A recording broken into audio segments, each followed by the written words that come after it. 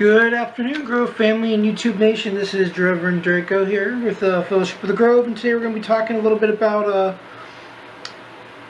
ritual tools. We're going to start off with the elements and their elements that they correspond with. We're going to start off with the ritual tools of a wand or a staff, and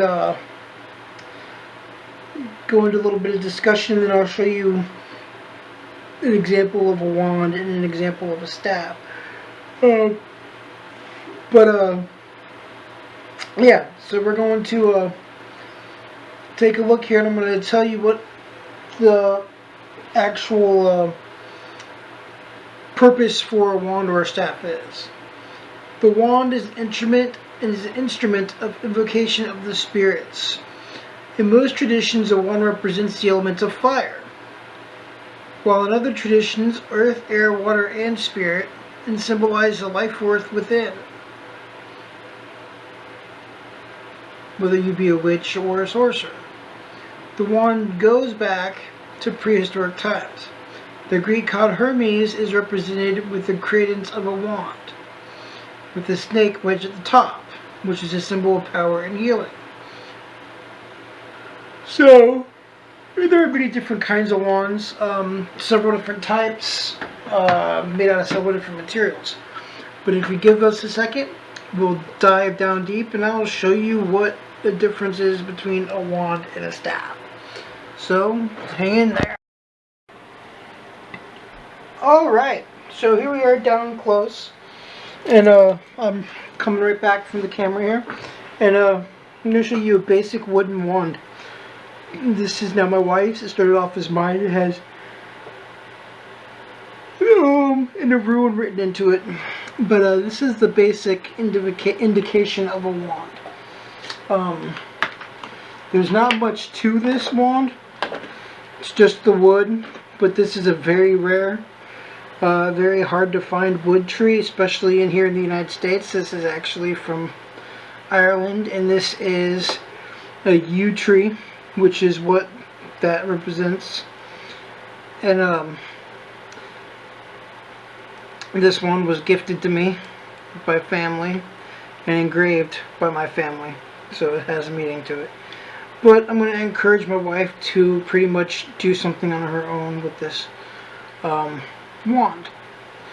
If you see and you look close enough, you can actually see the engravings right there and right there, and it's got a shaved tip. And I think they wanted to keep some of the original bark onto this one. This is a really nice wand. The wand should go from your shoulder to the tip of your middle finger, or your elbow to the tip of your middle finger, just like that. Which this one's just like that for mine. This was perfect for me. But I passed it, since then passed it on down. The next thing we're going to look at is going to be a little different, a little more intense.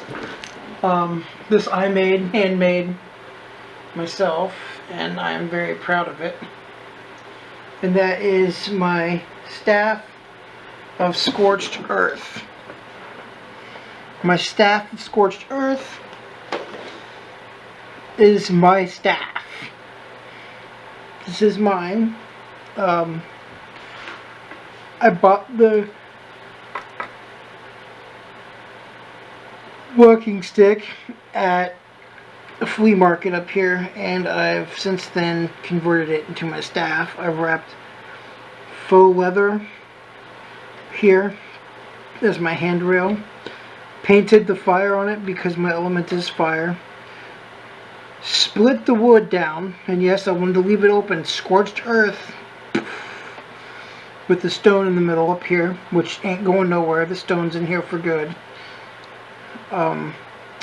And the top, and a dragon claw because I am draconic, so I gotta have my dragon claw here. I'm gonna add more stuff to it, but if you go down further, you'll see I got runes. And up and top, these are a bunch of Wiccan symbolisms, but these are runes. And then I engraved, whittled out a spiral going all the way down the bottom. This is coated over in a black resin paint to make it look like it's been scorched. And then if you get to the bottom, I got a dragon scale pattern going on here, whittling the bottom. So, yeah, you'll be seeing a lot of work with me done with this specific wand. Now let's go back up to the top and we'll talk a little bit more about some stuff. Alright, so as I've talked about before, the wand is the element of fire. For me, it's my fire. For my wife, it's more of water. That's her expression of herself onto her altar. For me, it's pure fire with my Dragon Guardian. And yeah, I can take this, hold it down lower, and point it to the place I need to point it at. But these are what we make.